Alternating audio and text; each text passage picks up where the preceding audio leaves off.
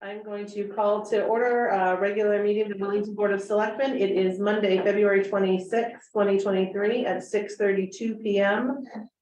If you will stand and join me in the Pledge of Allegiance. Pledge allegiance to the flag of the United States of America and to the republic for which it stands, one nation, under God, indivisible, with liberty and justice for all.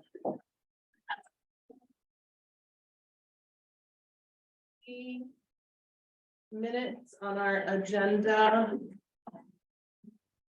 to approve. We have a regular meeting of the 17th and two budget workshop meetings, one on January 23rd and one on January 30th. I would entertain a motion for the 17th. So moved. Seconded by Jim. Any discussion? Seeing none, all those in favor? Aye. Aye. Motion carries. I think I said aye. All right, the January 23rd, I'm gonna make a motion to approve the January 23rd budget workshop meeting with a correction on adjournment to change to note instead of Boris, it should be Laku. There's a second? I'll second it. Seconded by Jim. So close to getting them all. I didn't guess that. So, any further discussion on the minutes of January 23rd? Seeing none, all those in favor? Aye. Aye, motion carries. Approved as amended. With the motion included. The amendment. I will entertain a motion to approve our January 30th meeting minutes. Motion to approve the January 30th minutes. There's a second. Second. Seconded by Mike. Discussion. Right, seeing none, all those in favor? Aye. Aye. Motion carries. Thank you. Present to speak. If you would like to speak, we ask that you state your name for the record and limit your comments to 2 minutes. Is there anyone in the room present to speak? Yeah. Peter Wiltenchich, 97 Fast Road. My remarks this evening are, as myself, a resident of Wellington, not as a member of the school building committee. So I just want to make sure it's in that context. I'm very concerned about the process that we're utilizing school building committee decision to go to town meeting. I've stated this before, and I'm formally asking the Board of Selectmen tonight not to eliminate the public hearing in our town meeting process. I say that because I think it's even more critical now that maybe not so critical. Now that we have a project cost that was passed by the school building committee last week for a new school and auditorium by the committee and being referred tonight to other town agencies, it's important for the townspeople to understand what's in it. What is the scope of this project and what is the cost? The cost was not known until last week because there were so many options to this project. I think that underscores the need for the public hearing. The format of that meeting, as we use it now in our budget process, which you folks are engaged in now, is very straightforward, very helpful. Prior to the town meeting on the budget, we have the public hearing. This allows everyone to understand what's in the budget. It's a formal implementation of both budgets, education and general government. This is not an unreasonable expectation, and it's something that we've always done. It's also good because it gives people some understanding of what to discuss when they're at the town meeting, so that when they go to the town meeting, they can give feedback to our selectmen, our leaders, our boards. it's very possible, based on that feedback, if they are educated in the public hearing, and I recognize the fact that this has been a long process, but the public arrives at the end of the process typically. And that's not unusual. I know it's frustrating, but not unusual. And it's important for them to understand at that public hearing what the content is of whatever is before them. In this case, a $68 million project, not something that's insignificant, so that it can be discussed at that town meeting. That could alter the call of the meeting. We don't know. That is the reason we have the town meeting form of government. I implore you not to discard this. And I understand, and I've been questioned on this, obviously, whether or not I have a state statute that requires this. I do not. I believe this precedes Wellington being part of the United States. Our town meeting form of government goes back to the very beginning of Wellington. And we've always had public hearings prior to engaging in large projects or budgets, as we typically do every year. Transparency is a good thing. I think it would be good for this project. I think it gives a way for everyone to be constructively part of the process. Please include the public hearing prior to a town meeting. Thank you. Thank you. Yeah. Elaine Newcomb, 28 Glenview Road, Wellington, Connecticut. I've offered my opinion at several venues. What I want to remind the Board of Selectmen as they proceed to offer the new site, new school proposal to the Wellington voters is a snapshot of Wellington's capacity to afford the proposal. 65% of Wellington households are not high income. Of the households in Wellington, up to 49,999 is 32.29% of the population of the home households. 50,000 to 99,999 is again 32% of the households. And 100,000 to 199,000 is 30% of the households. That actually gives us 65% at under $100,000 income. Relative to the need for new construction, I remind you of the CIP projects that are often deferred because of the fiscal temperature of the town year to year. At the time of the assessment to upgrade the schools at a $19 million estimate, it seemed like a big ticket, less than a third of what is now being considered. The consolidation of two schools, which seem to be a big savings, amounts to a mere estimated $500,000 a year. Let's really look at the big picture. Student achievement is the most important statistic we should be concerned with. Thank you. Thank you.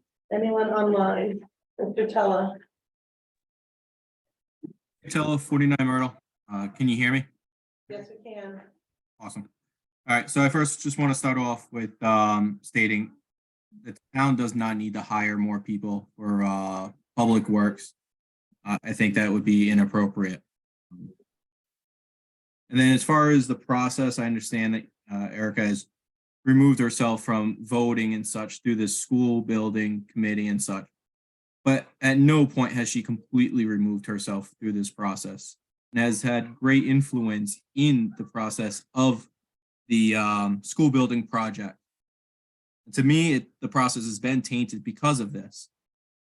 I also want to make a note where we make sure people are aware that if the school project with the auditorium is going to be eventually approved on, which I'm not happy with how that went about, because you guys at the SBC had voted for no auditorium and then didn't want to throw the auditorium on because it was bad optics, as what was said during that meeting.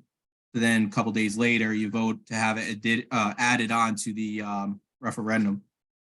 But I hope that you guys let the people know that the project is going to go up to potentially $34.7 million. And it's not sitting at that 28.6 million, as a lot of people were thinking that it would be at if it went to the new.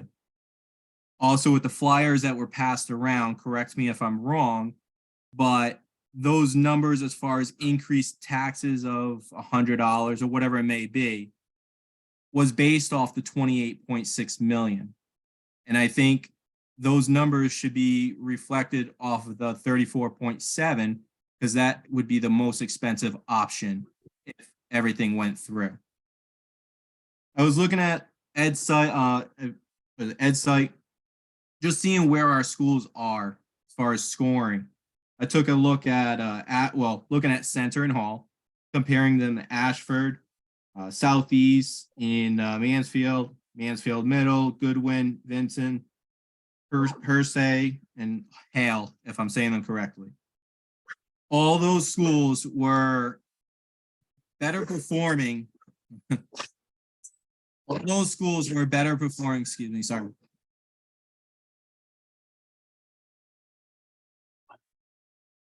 I'm gonna ask you to wrap up your comments, Mr. Tella. Yeah, so all those schools were better performing, than Wellington schools by a substantial amount. From 2017 to 2021, Center was down 16% and 14%, while Hall was down 10% when looking at ELA and math.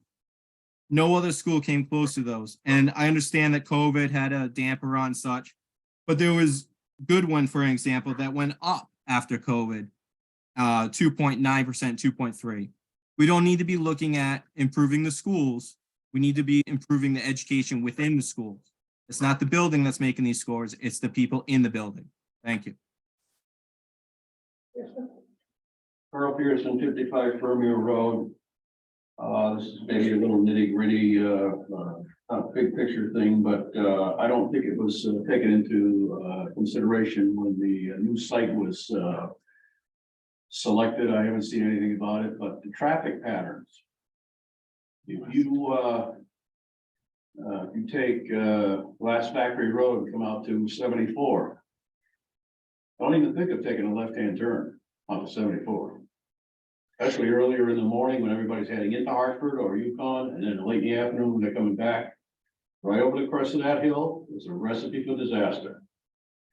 Same situation if you exit, I'm not sure what the name of the other road is, the little road that comes down past the Hilltop Restaurant, comes out onto 32. Same situation, you're just over the crest of a hill there, it's curved, it's not good. And yes, I can see eventually it's gonna come down to, oh, we've got to do something about these intersections. Well, okay, and who's gonna pay for that? Anything else? Donna? Thank you. Donna Cook, 77 Common Road, Willington. One is I would like to second Peter's request for a public hearing, but I also believe that it is prudent to have a public hearing that not only talks about the new school project, but it also encompasses the budgets. I don't like to rely on rumors, but I've heard that the town budget may go up with as much as an 11% increase. I know that the Board of Ed has worked really hard, and our increase probably will come in around 1%, which would be a blessing to the town. I have no idea what E.O. Smith's would be, but we can't make decisions in a vacuum. There needs to be a full town plan of what the town expects to do and expects to pay if Center and Hall are no longer being used. Since Hall is owned by a foundation that's a nonprofit, the likelihood of them paying any taxes when this is done, if it continues to be used for an educational or nonprofit purpose, is low. So it is not a good idea to rely on that amount. I also took a quick look on line in Connecticut, and Willington's mill rate, as you know, is 31.27. When I compare it to our surrounding towns, we are lower than some and higher than others, but currently Mansfield's at 30.38. Ashford's at 32.27 for the 2022-2023 years. When these things go through, it's going to have a significant impact on our mill rate, not only the real estate taxes, but the auto taxes. And I just think that an informed public making decisions is best for the townspeople. So we need to know what this is really going to cost. We need to know where we stand and where things are going. I've heard many people say they're going to have to relocate. I've heard other people say, why would anybody move to Willington? We don't really have a lot of services and our property taxes are higher than surrounding towns with services. So if they're going to move someplace, they're going to pay high taxes, they're going to pick a town that has a lot to offer as far as services. The other thing is, as of January 17th, our school enrollment is 392 students. I think that needs to be carefully considered when looking at the project. It was said that if we had less than 400 students, it could significantly impact our reimbursement rate. So that just needs to be looked into so that, again, we have all the information so we can make wise decisions. Thank you for your time, and I appreciate your service.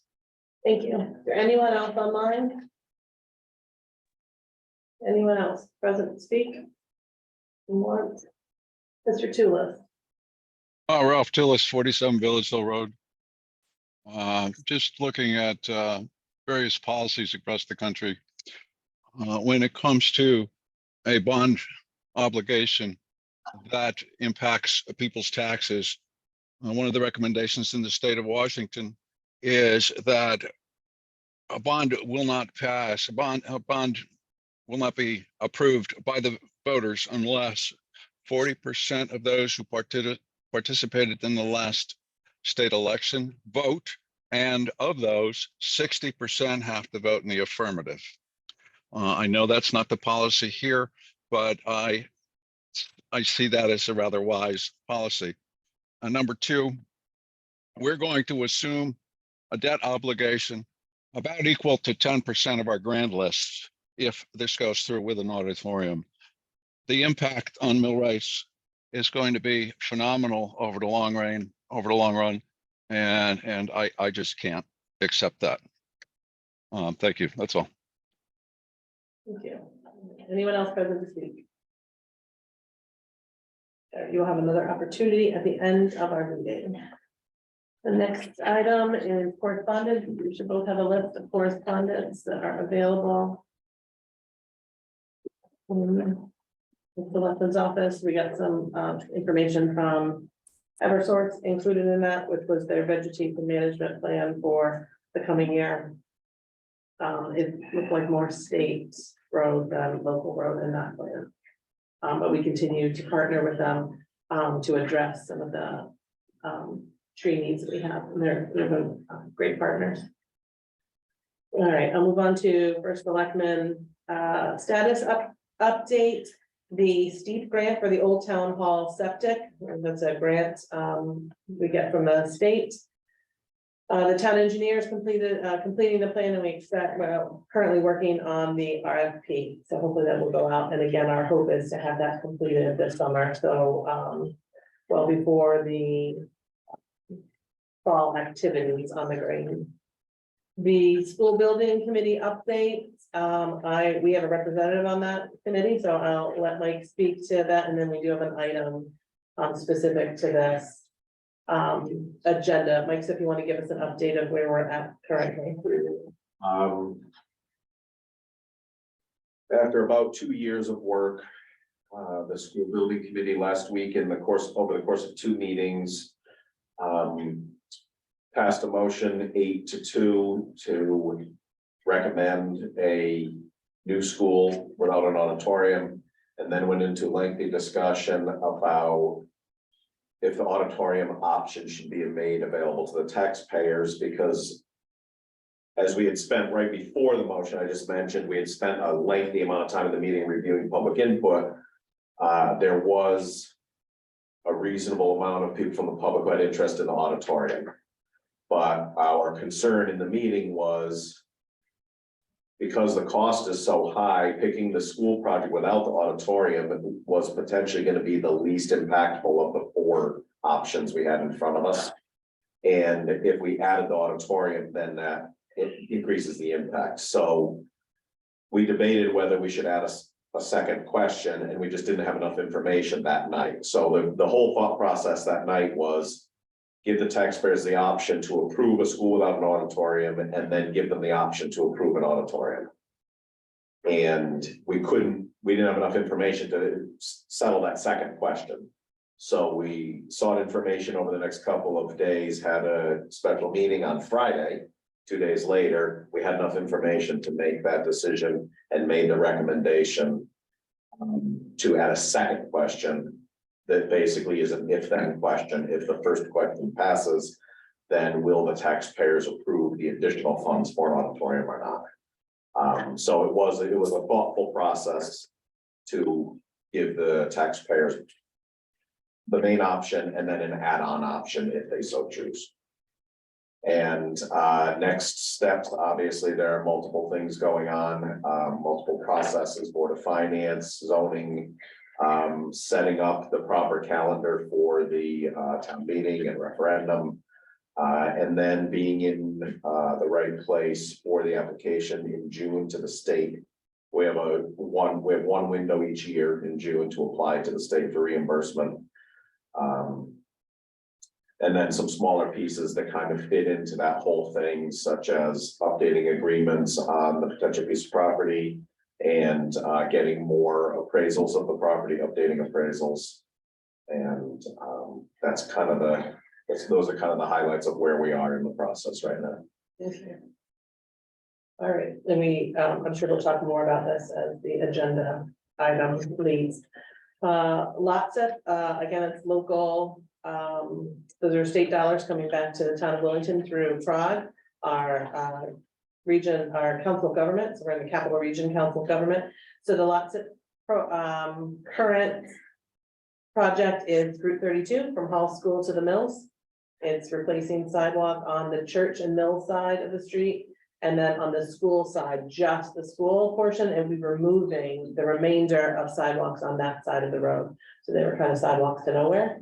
So those will come out and all of the ones on the other side will be replaced. So our 90% design plans are complete. They are being submitted to CROG, and then they will be reviewed with DOT. At the same time, we're working on a draft of the RFP and a project neighborhood outreach is being worked on as part of that process. So again, hoping that can go to a late spring, summer construction of that project. The ARPA Commission, since we've last met, they met on January 23rd, and then again today, made additional approvals on some projects and took some projects off of the plan. And then after a CIP recommendation, the commission agreed to receive and put through the public hearing process, the debate of facility study. So recall, Selectman project to CIP was a all townwide facility study. And after much discussion with some items that were happening at the library, it became evident that that was really something that needed to be done to help them in their understanding of the needs at the library. So in order to, in our opinion, to help make them most successful, they're well outside their lane of being property managers. And making sure that we're doing the correct things in the correct time frame. And so, you know, the projects they put forward, is there more or less than that? Are those needed? Is there something that needs to come before one of those projects? So before ARPA expends money to then they go out and do it, we want to make sure they didn't need to do another step first and we're not having any redundancy. So the discussion of moving the project at CIP over to ARPA and including the library in that is where we're at. So that will, again, need to go to a public hearing. So we're looking at a public hearing, in our March, probably the first Monday in March, for that, and then they can have, more discussion and give it further consideration. So stay tuned on that. I want to give you an update on something that happened here, in between our meetings. Our phone system, which is relatively new, and this was something that happened in the last one, we discovered, and I'm not sure how I can't remember how it came about. We discovered that we weren't getting some phone messages. Someone had called, specifically said they left a message, a staff member. We didn't get that message. So after doing some sleuthing, Kelsey reached out. We discovered we had numerous, and numerous is probably an understatement, number of voicemails that never were received. And we were getting regular voicemails. So you didn't know we weren't getting any. They did some work on the back end to release all of those. But it went from January 19th in some departments back to December 31st. So there were some very unhappy taxpayers that had called multiple times, didn't have their call answered. And we were getting new messages, so you had no way of knowing they weren't there. So we worked on that. So we are regularly, kind of keeping track. We know about how many calls we get. Right, especially in text, and we thought it was odd that there weren't more calls than there were. So just wanted you to be aware of that. They don't call us all the time, but they definitely call during tax season. And so every time they called, they got the same voicemail, and then you get 2 or 3 voice messages, and it just didn't let you know that there were, in some departments, 26 messages sitting there. So when I tell you there were many, but they were all addressed and everyone got back to folks, so. Is there some sort of cause or solution? No, we know it happened on or about January 2nd, but no real cause. So they could pinpoint when it was, and did some back end run to kind of release them, because again, Kelsey would call every day and get 2 or 3 messages. And then had no idea that there were 19 Yeah, if you sitting there. had 3 days where you didn't have any messages, you'd wonder why. But- Right, Right. but because we were getting them, it didn't dawn on anyone that we just thought, wow. People, so the tax department probably took the biggest hit there, as you can imagine. So if something else happens, we'll let you know, but just that was a big surprise. All right, Troy, Public Works. All right, we've washed trucks, they've been out fixing the gravel roads with processed gravel filling in potholes. We've picked up the trees that came down on Friday's storm. We've been working up at the pit, kind of organizing, pushing material up, making more room up there for our spring projects. We worked on repairs on the trucks and routine maintenance. We've been out spot sanding a few times. We patched holes around town, in the shop, and last week in Conservation Committee in Burma Park, those fields, there was like a little wet area, but the farmer was having a hard time. So we put some stone in there, and then now the Conservation Committee wants us to mow around the edges of the field. So the roadside mower has been in there mowing the edges of the field back. So he was in his happy place. That's about it. Any questions for Public Works? I'm trying to pull up the right. When we were talking about aggregate earlier in the budget meeting, I thought of Old South Burlington because I drove over that fresh aggregate yesterday. It's out there. All right, we'll move to new business, tax refunds. I will move to refund Joseph A. Bauer and Julietta B. Bauer a certificate of correction in the amount of $685.91. Seconded by Jim. Any discussion? Seeing none, all those in favor? Aye. Motion carries. I'll move to refund Christopher M. Beebe an overpayment in the amount of $90.52. For a second? Second. All right, any discussion? Seeing none, all those in favor? Aye. Motion carries. I'll move to refund CoreLogic an overpayment in the amount of $1,749.25. Seconded by Jim. Any discussion? Seeing none, all those in favor? Aye. Aye. Motion carries. I want to make sure I get this right.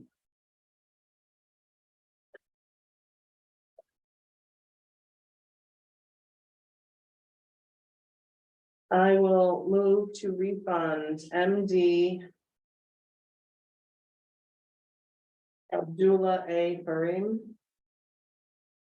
Is that right? An overpayment in the amount of $10.13. Second. Second by Mike, any discussion? Seeing none, all those in favor? Aye. Aye, motion carries. I move to refund Robert Moskowitz an overpayment in the amount of $9. Seconded by Jim, any discussion?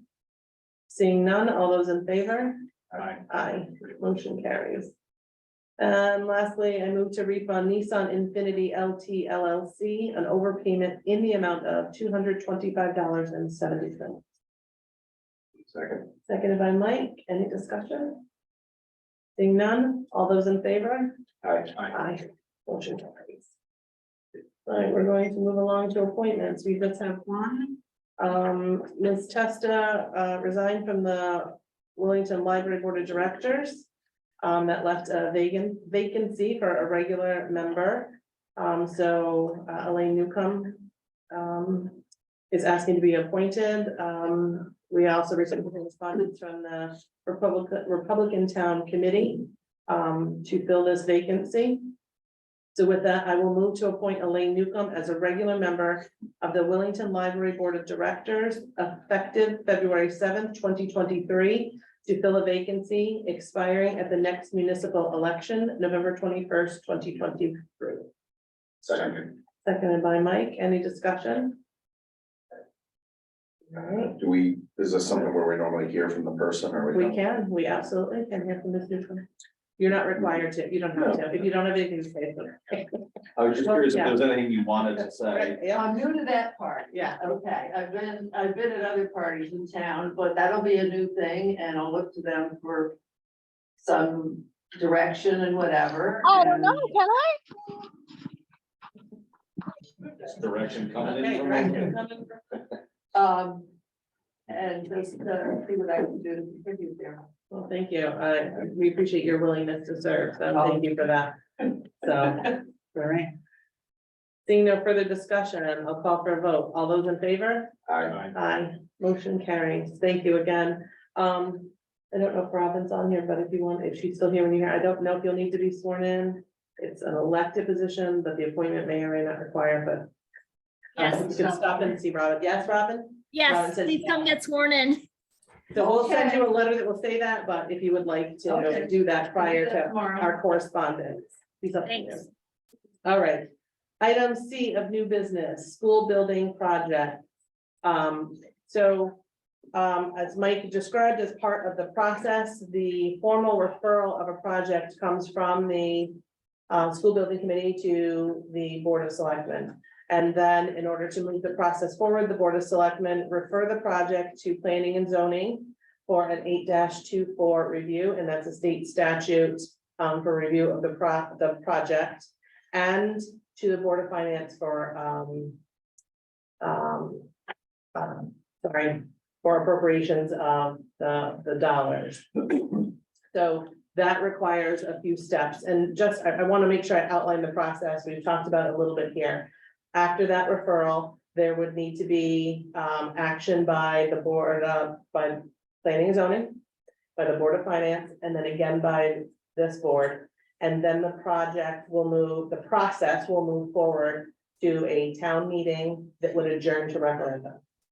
So the town meeting is an appropriate hearing in which the project and the matter before referendum will be discussed. Once the Board of Selectmen have formally called the town meeting and the referendum, and those happen at the same time, then there is a blackout period where only very specific vetted information can be shared. We cannot use taxpayer dollars to lean in one direction or another to sell a project, if you will. So there will be explanatory text that will be available, and that will go through our town attorney and the town clerk's office. So that will be the only language disseminated formally by the town on the project. And so that's important to note, but those two items are called at the same time because the town meeting will adjourn the referendum. So in one long potential motion. That will all happen, then there will be a legal notice, period. And so this, entire process is drafted out in potential meetings, with the end of March referendum. Ideally, that's the ideal time. We set that date. Okay, but you go into it with, some planning and some purpose in that date and, giving ample time to have conversation, at the different boards and commissions. So what I have done is worked with the current chair of the Board of Finance. We can do this in 1 or 2 meetings, Board of Selectmen and Board of Finance, or in 1 joint meeting. So we are planning 1 joint meeting for Monday, February 27th. Of the Board of Finance and the Board of Selectmen, where the school building committee. God bless you. Will present their findings and their project. And then discussion of each board will happen. And then that's when potential votes from each board would happen. It would be first Board of Finance. They have to make that appropriation request to the Board of Selectmen, and then we would then make motions that would move the project to town meeting and referendum. Right, so there are multiple steps along the way. They are very specific language, as would be required for not just the state's application to OSCGR, which is Office of School Construction Grants and Review. But as well, we're talking about federal banking rules, because we'll be talking about bonding dollars. And so we worked with the bond council with the language of the motions and resolutions throughout this process. So they are often lengthy and very specific in nature. And they meet all of the requirements. So with that, to have discussion, I'm going to make a motion. So I'm going to move. Whereas the Board of Selectmen has received the request from the School Building Committee for approval by the town of an appropriation and borrowing authorization to fund the costs related to the design, acquisition, construction, equipping, and furnishing of a new approximately 76,680 square foot pre-kindergarten through grade 8 school to be centrally located within the town, and related site improvements and work, including the acquisition of land and or rights or interests in land on which to locate the new school, referred to as the PK through 8 school project. And B, an additional appropriation and borrowing authorization if the PK 8 school project is approved by the town to fund the costs related to the design, construction, equipping, and furnishing of an approximately 8,000 square foot auditorium at such new PK through 8 school, referred to as the auditorium project. Now therefore be it resolved, 1, the Board of Selectmen recommends that the town of Willington appropriate $62,740,000 to fund the costs related to the PK through 8 school project and issue its serial bonds or notes and temporary notes in the amount not to exceed $62,740,000 to finance the appropriation for the PK through 8 school projects. 2, that the Board of Selectmen recommends that the town of Willington appropriate an additional $5,935,000 if the PK through 8 school project is approved by the town to fund the costs related to the auditorium project and to issue its serial bonds or notes and temporary notes in an amount not to exceed $5,935,000 to finance the additional appropriation. 3, that the proposal for the PK through 8 school project and auditorium shall be referred to the Willington Planning and Zoning Commission for approval pursuant to section 8-24 of the General Statutes of Connecticut. And 4, that the proposed $62,740,000 appropriation and borrowing authorization for the PK through 8 school project and the proposed $5,935,000 appropriation and borrowing authorization for the auditorium project be referred to the Willington Board of Finance for its recommendations of the same as required by section 7-348 of the General Statutes, prior to approving the forms of bond resolutions for the projects and submitting the same for consideration at a special town meeting. Is there a second? Second. Seconded by Mike. Discussion. That's a lot of language.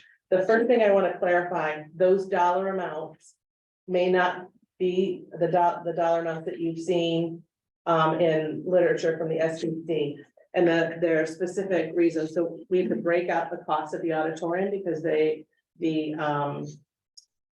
SBC has asked us to consider it being the second question. And in the the first cost are the costs of the bonds and notes.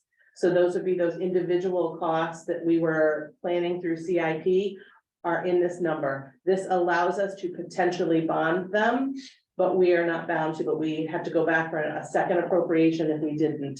So in speaking with our bond counsel today, and our business manager, Donna felt this was the best way to do that. We can still pay for them separately through CIP, but this allows for them to It's be. basically the highest possible number, even though we Correct. don't intend to hit that number. Correct.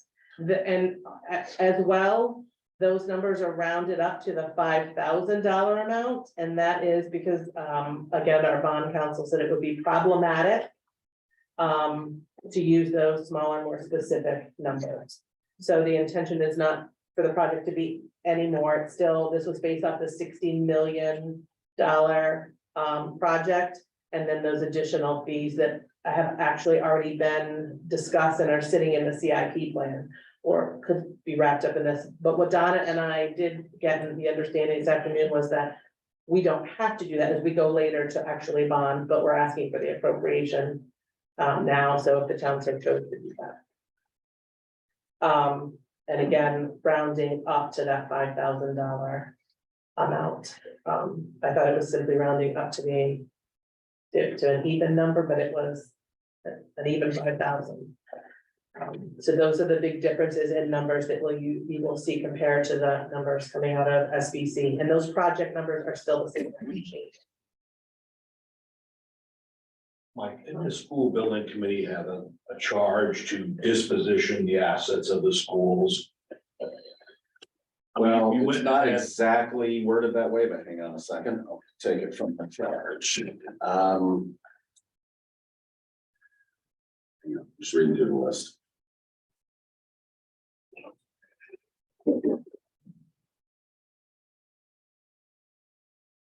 Item 10 in the charge is identify potential future uses of the current school buildings if necessary. I mean, isn't that I part of don't the think- cost? I mean, how can you give a cost estimate? You don't know whether you gotta tear it down or fix it or put it, no, It you was only identify potential future uses. There was no engagement into planning them or designing them or procuring them. It was just identify possible uses. that's kind of important to figure your cost. I mean, if you're gonna. I'm concerned about Stafford. I grew up in Stafford. I went to those schools that are now abandoned, the Borough School and the Wood School. And it had been sitting there for years. It's a shame that they got a beautiful park like that. Yeah, sitting at the top of Hyde Park. Yeah, and then you got this boarded up mess there. And the last thing you need around town, you were trying to put all this effort into South Wellington to move it along, and yet, a big boarded up behemoth would really Wouldn't be good. put a kink in the whole plans here. And I also thought the charge was to come up with a single option, not a then else. Yeah, I would say it is a single option. So the option was for a new school. And then it is not unusual to have an add-on question. I'll give you an instance. If you were building at a high school, you would say, look, this is the project we're gonna put forward, but should there be a swimming pool? Should there be an auditorium? Should there be a turf field? Right. And the committee felt Those that are typical. while the committee supported the one specific project, that moving to the taxpayers, the decision to have an auditorium, so it's not a one or both, it could be no, yes to a school, no to an auditorium. If the vote, I think Peter asked this at the meeting the other night, could the auditorium pass and the school doesn't? And the answer would be no, because the question will be very specific. that, shall go if a pre-K through 8 school is approved. So it could still, the second question could still have a majority. It could still pass by the numbers, but the question would be legally moved because it requires the approval of the first motion first. But that's not really what your question is. Well, I'm kind of going like, wasn't it multiple options, or I want to make sure I understand the charge. I also want to make sure that we have enough cost information, like, you know, including what you have to do something about assets.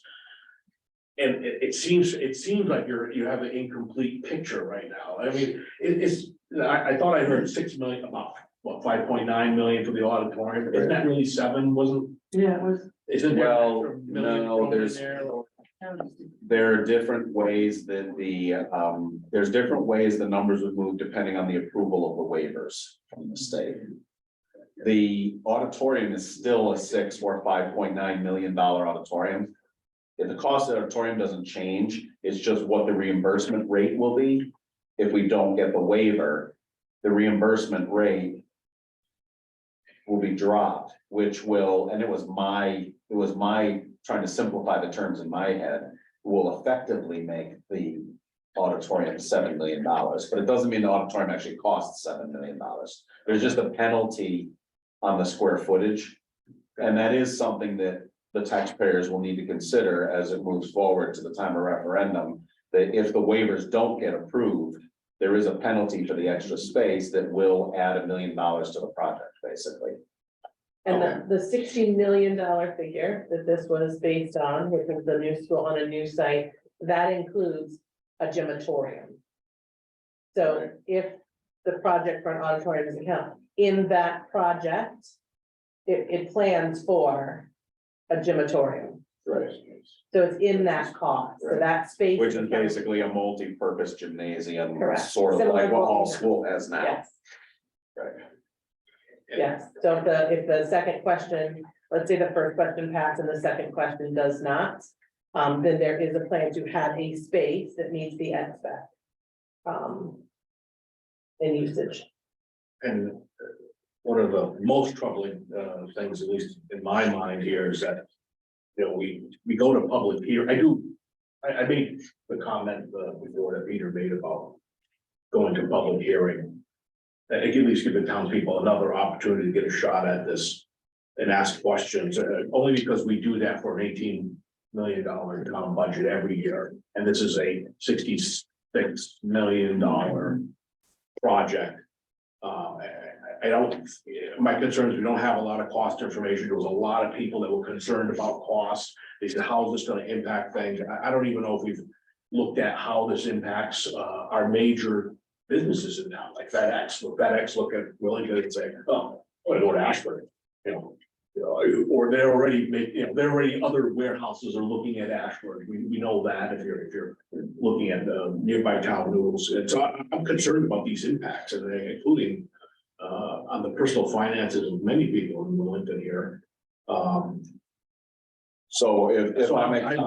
I'm very uncomfortable with that, and I don't think you have a complete enough financial picture to present the Board of Finance.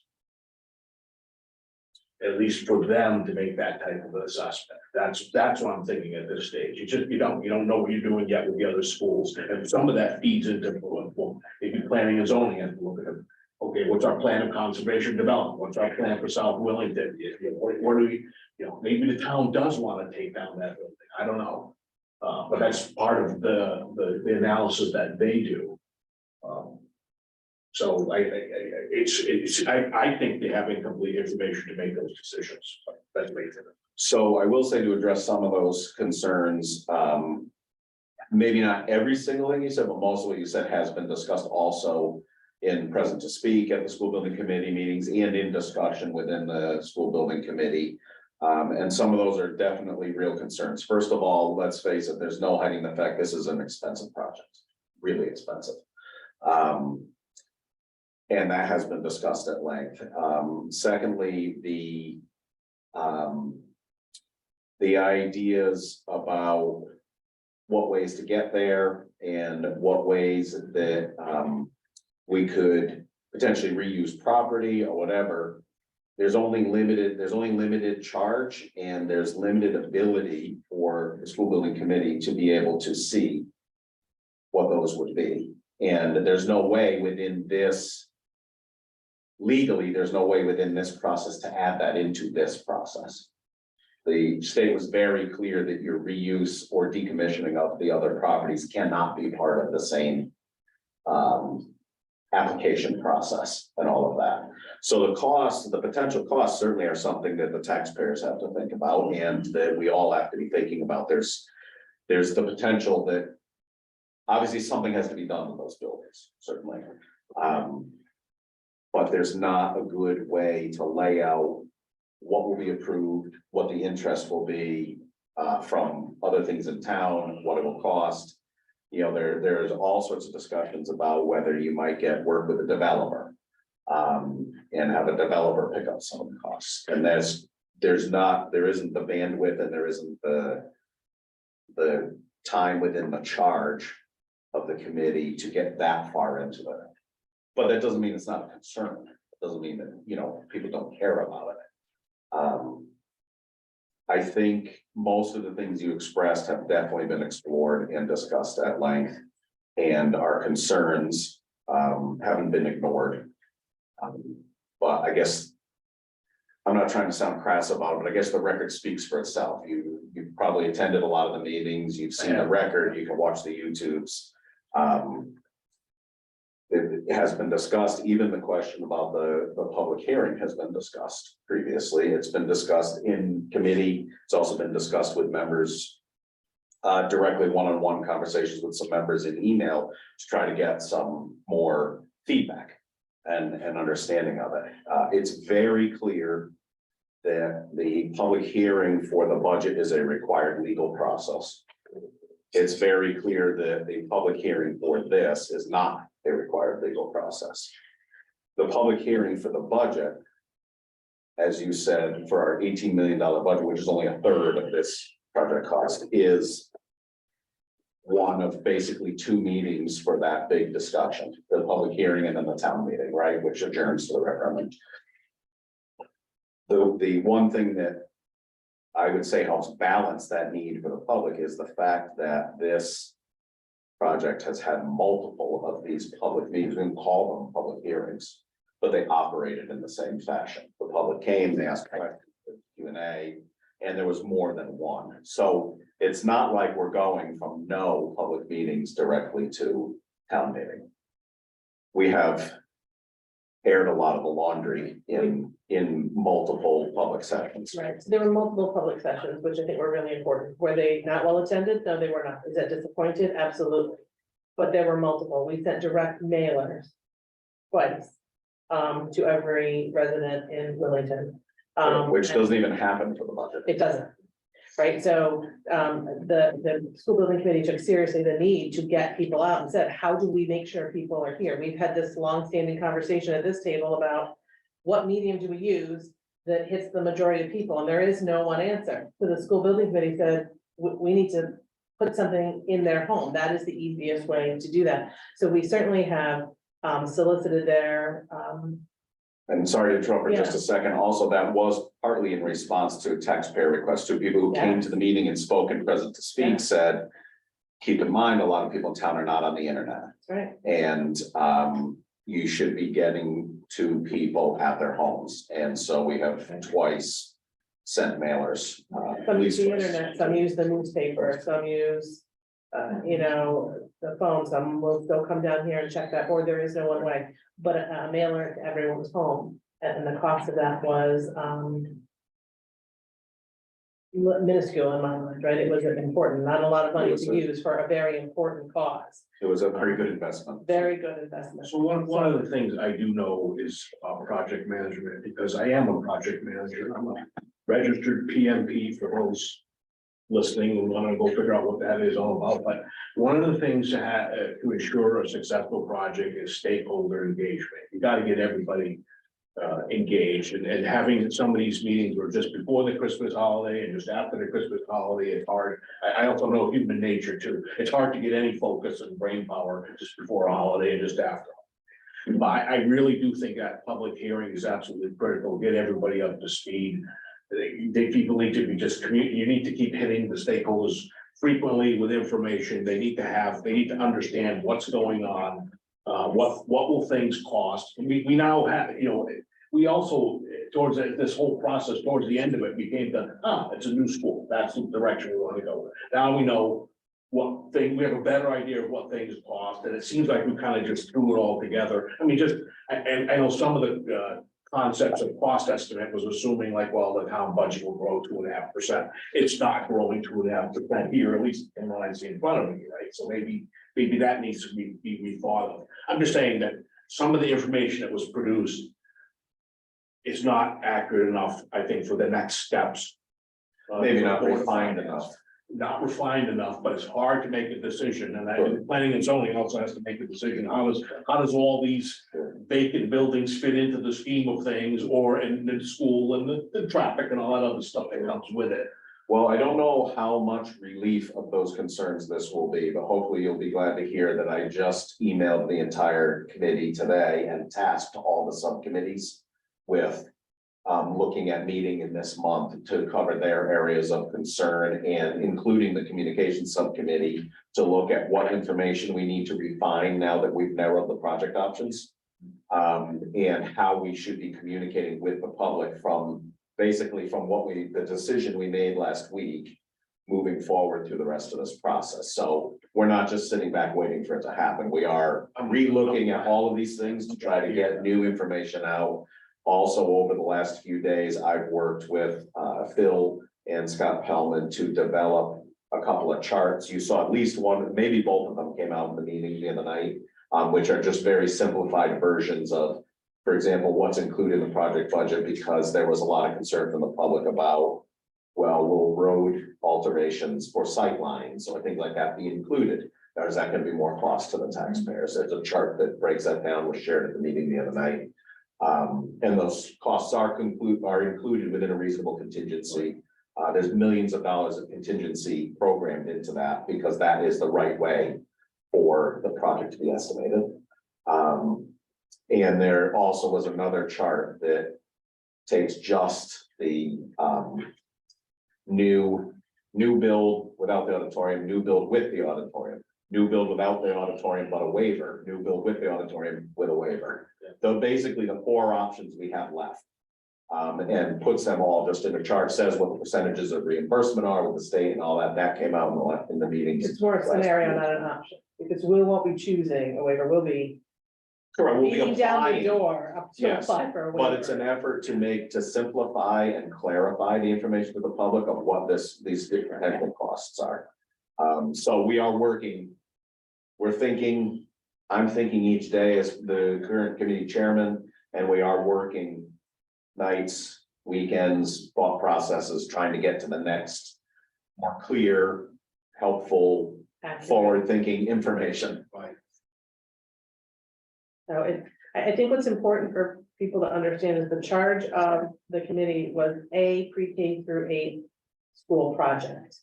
And that was the largest piece of their charge, and the numbers that they've given you before you are for their specific projects. And their project doesn't include a scope that goes farther into potential future town uses of building. And so. I think it's very important that you have to assess what's the impact to the taxpayers on both sides. Well, and I think a lot of that is incumbent perhaps on this board, and is incumbent upon the board of finance and stuff to be looking into those things. But again, if you read the charts, there's great detail in here beyond just defining a pre-K to 8 school to meet the educational needs. I'm paraphrasing. Yeah.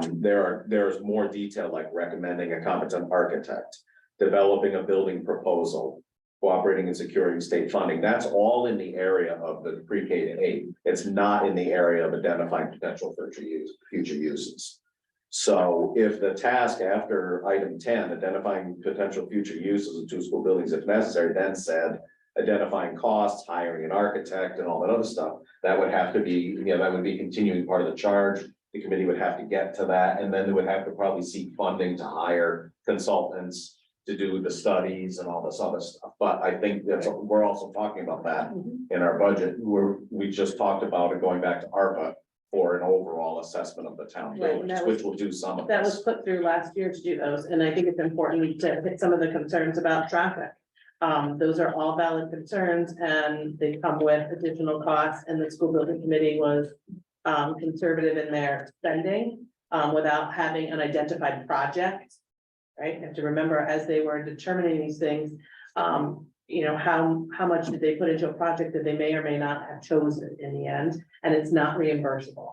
Those items are reimbursable once a project has been secured in referendum, and then the state has to sign off on that site and all of those pieces of it. So if something drastic were to come out of the site choice around traffic that could not be mitigated, there would be another conversation between the town and the state as to whether or not we could use Right. the site that the SBC has landed on. So there's still many steps in this process moving forward, and they are all incorporated in that cost. And Mike did a good job of providing that to the committee, and we'll be putting that out to the public. It'll be shared at our meeting to let folks know the things that, some of the things they're concerned about are included to an extent within the project cost. So, and we have an unusual set of circumstances surrounding one of our schools.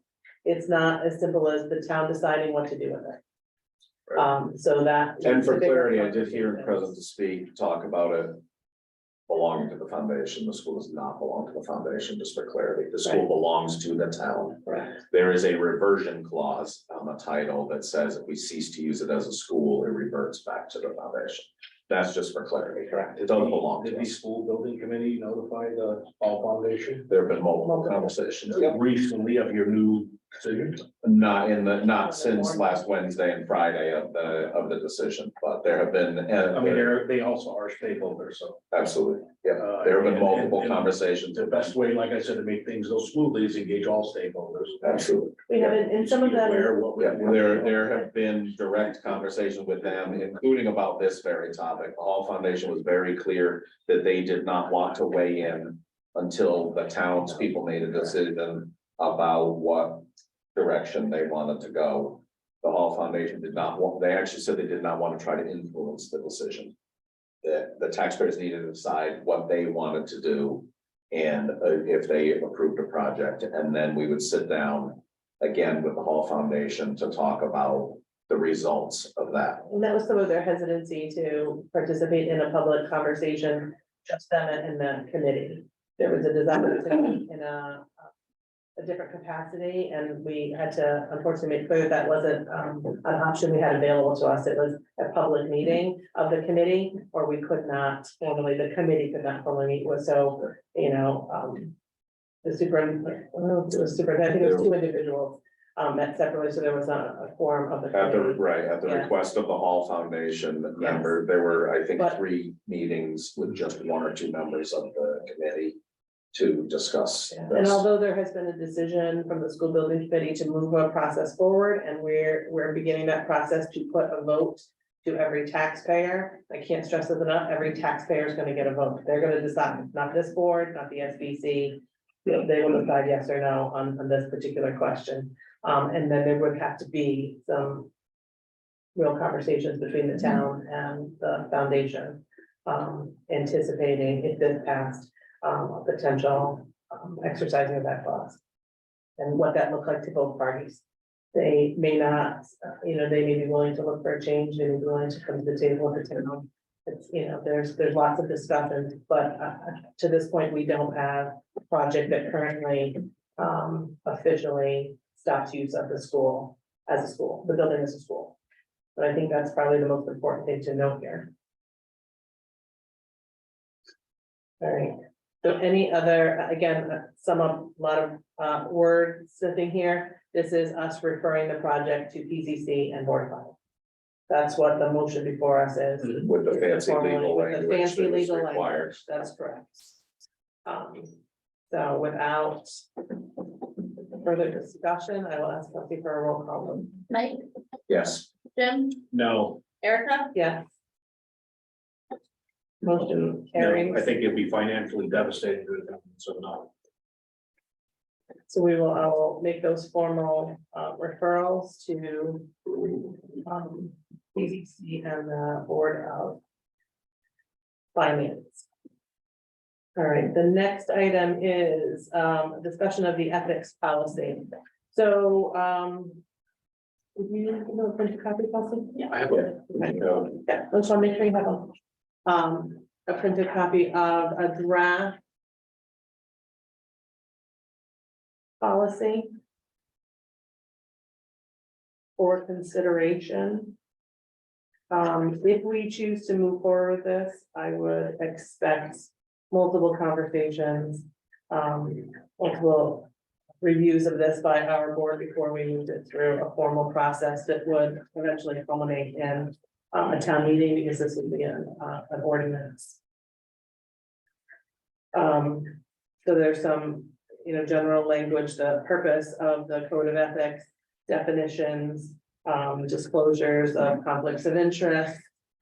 And then it goes into the powers and duties and how this is where I think we need to give this the most consideration.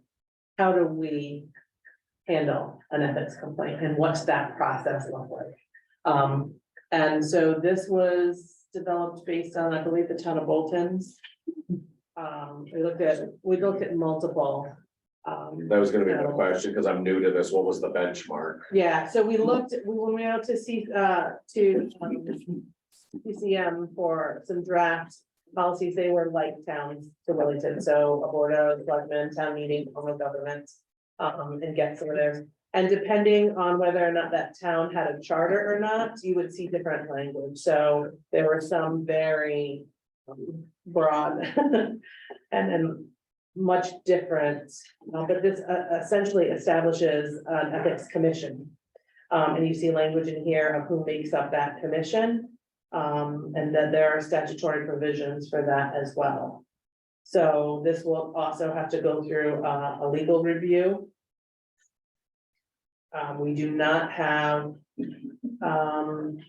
a charter, so it's not a conflict of our charter, but just, we'll go through a review to make sure that we don't have any ordinances that are in conflict with this whatsoever, and that the statutory language is up to date on this. It would So, also have to dovetail properly to the state ethics regulations. Correct. Because they sort of are a master yeah. in a lot of situations over the local level. Yes, and this has been discussed before in Wellington, and each time not moved forward.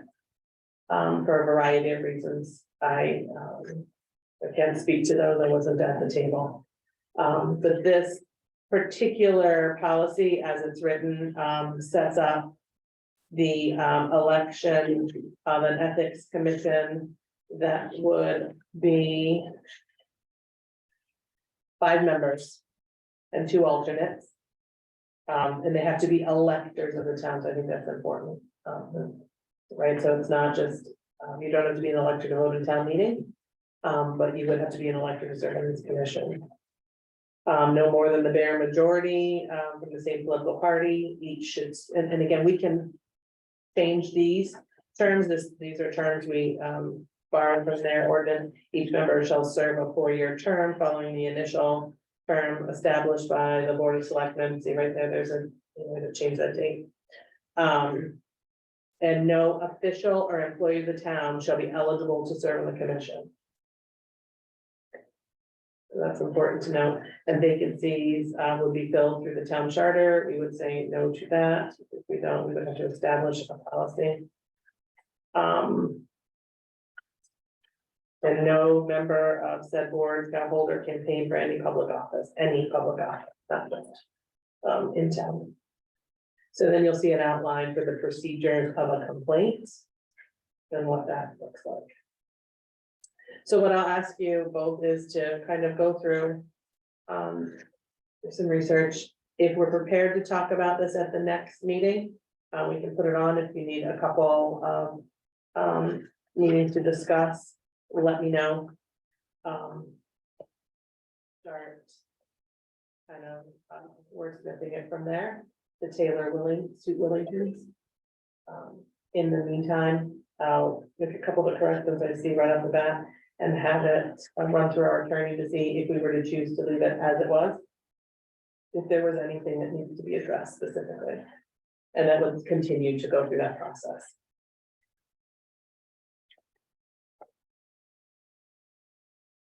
Anything else you both would like to see, Jim? I know you had a copy of all of the ethics policies that we pulled, correct?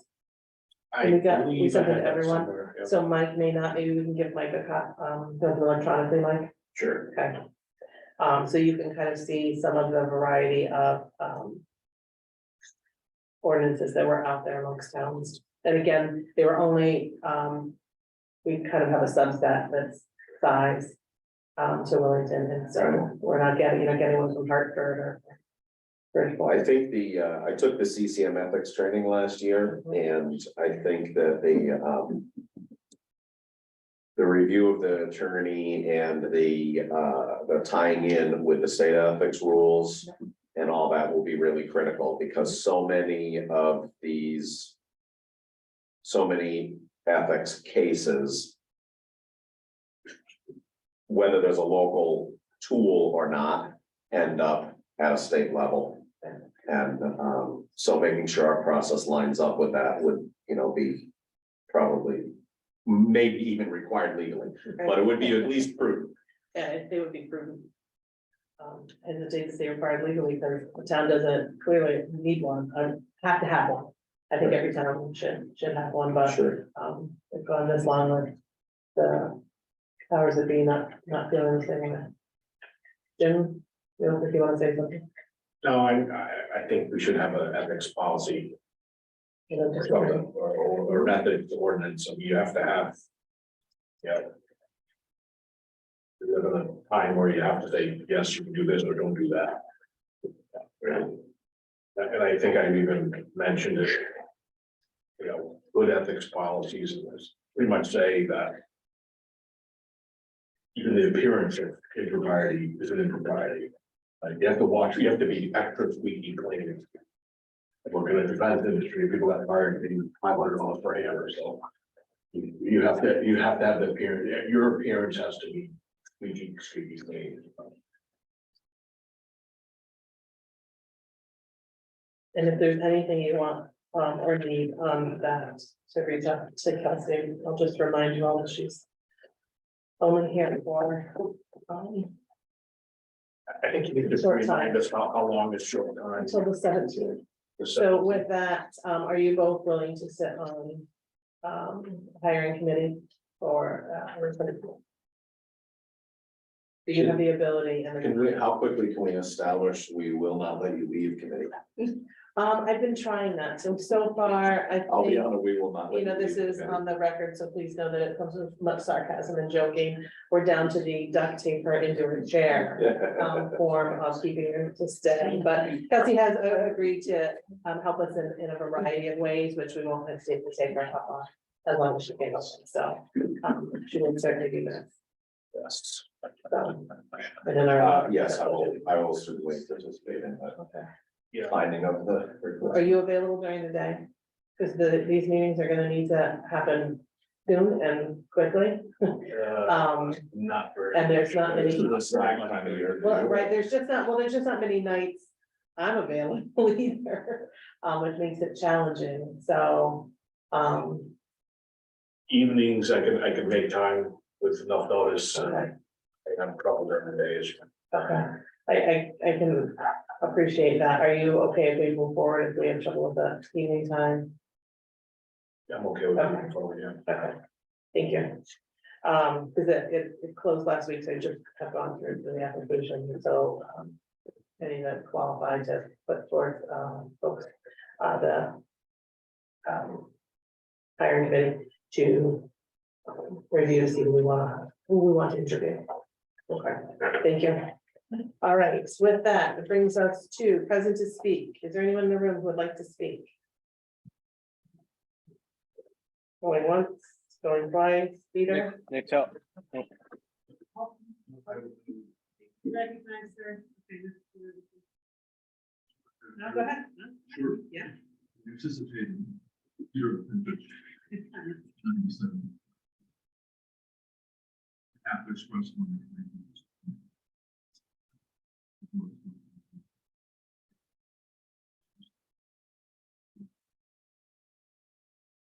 Especially.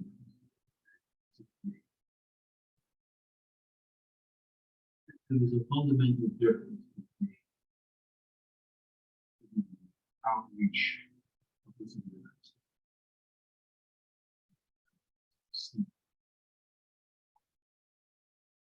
Instructive for us understanding that.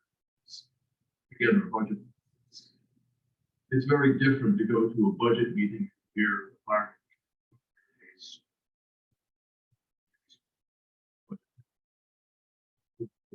Exchange, very good at purpose. That's very different than when you get the entire budget. And process. Typically, we have shared plans. Or Jim, two former chair sitting here, present the budget in total. General government. People have a full perspective. There's no spin, there's no marketing, there's no preferences or subjectivity. That's very important. Here, what's like when Bill is saying, it appears the most important stakeholders not. It's the bond. It's financial consultants. It's the attorneys who are working. It's OCGR. There's a sense here by the community that this is a great training that's including everyone, and I get it. At $68 million, we're going to attract a lot of well-paid attorneys and financiers. But those are not the true stakeholders. You guys work for us. We have a right to hear what's going on. There should be a public hearing, and this notion, I wrote down this comment, no way legally to add that into the process. We are the process. It's a legislative form of government. Stop. Not agencies.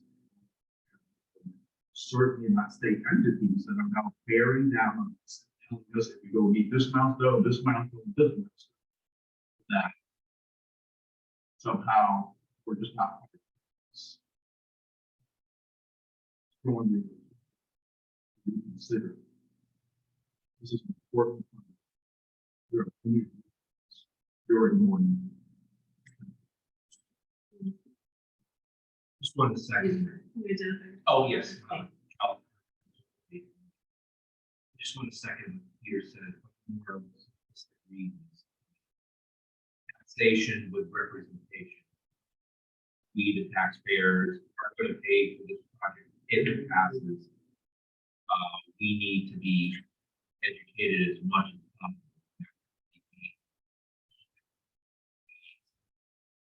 Should be that's just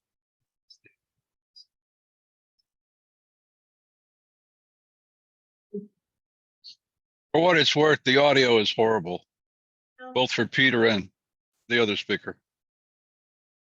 All due respect. Mr. Tella, I saw your hand first. Hey, Nick Tella, 49 Myrtle.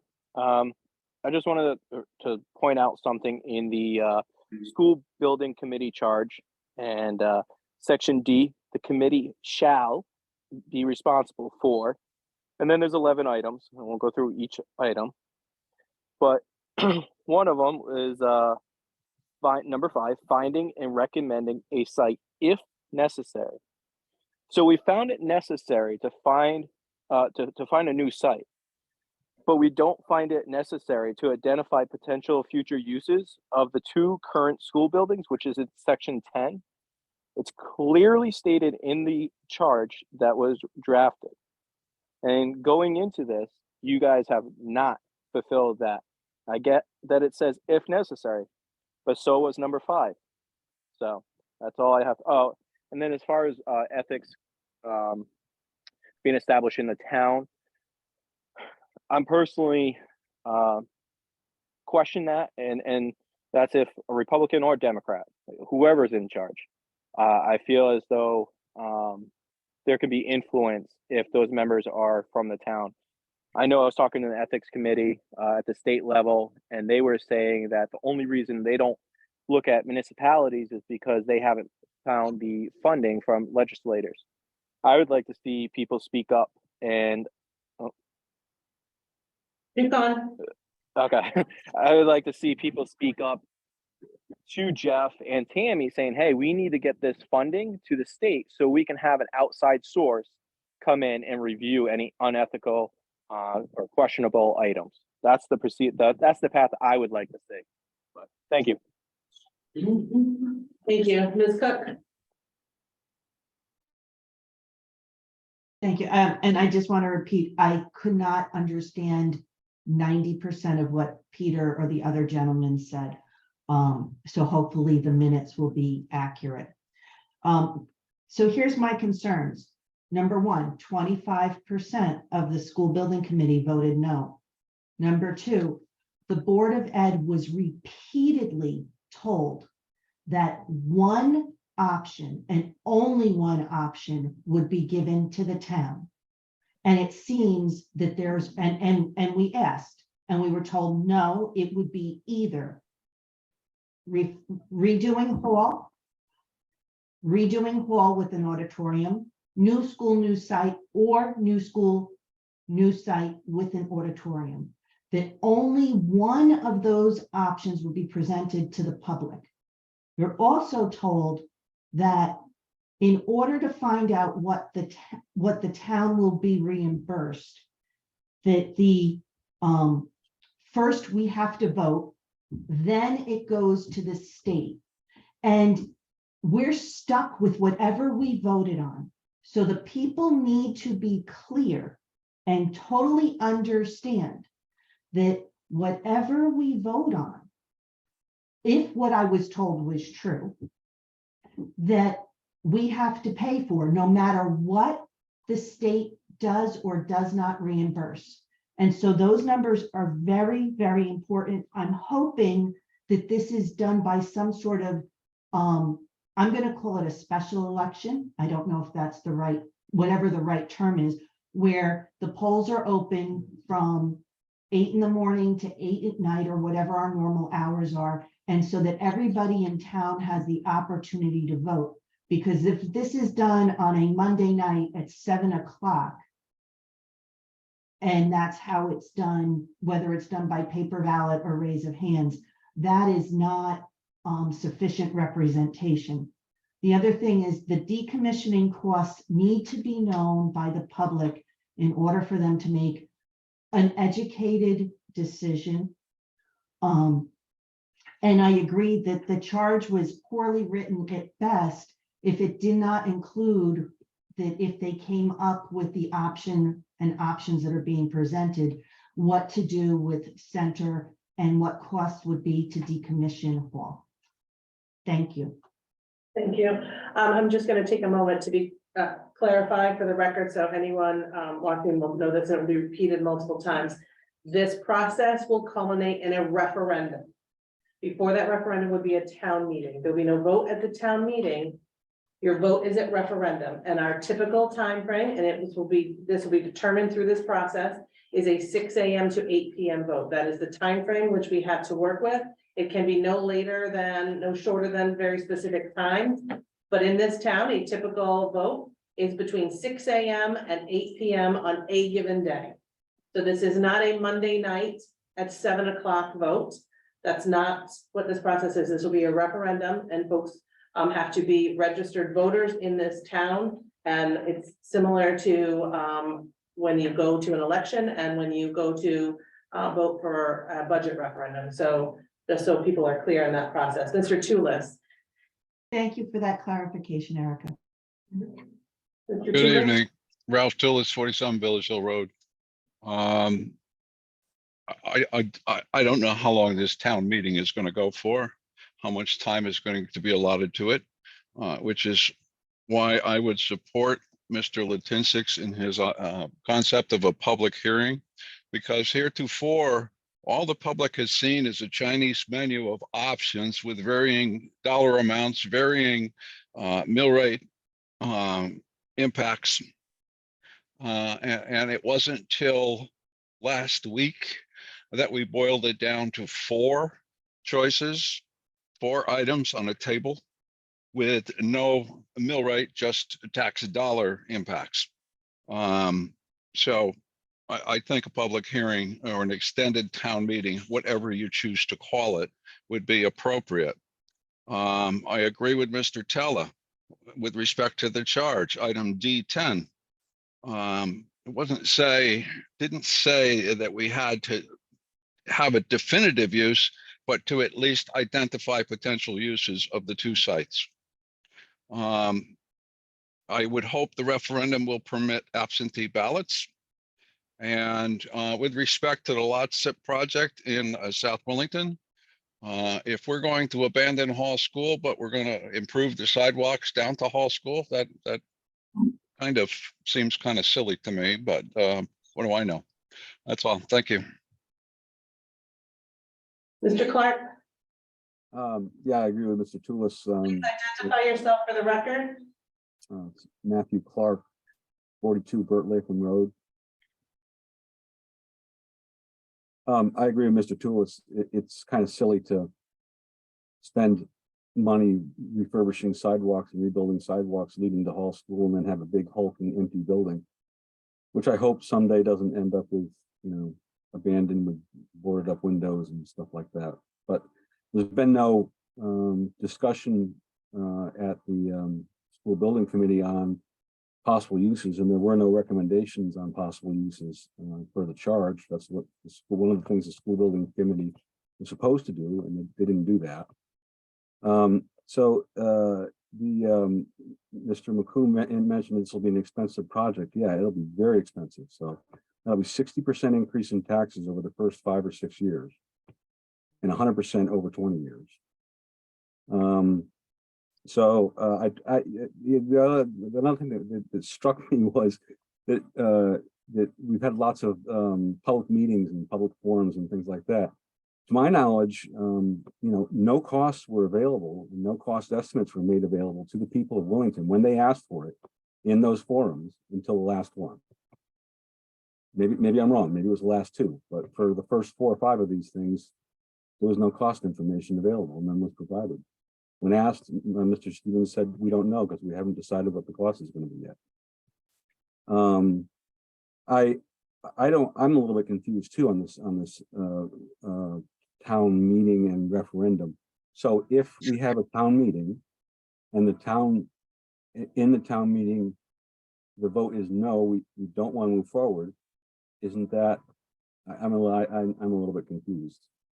So what's the purpose of the town meeting? That's to approve a referendum, right? So I'd like to have some clarity on that.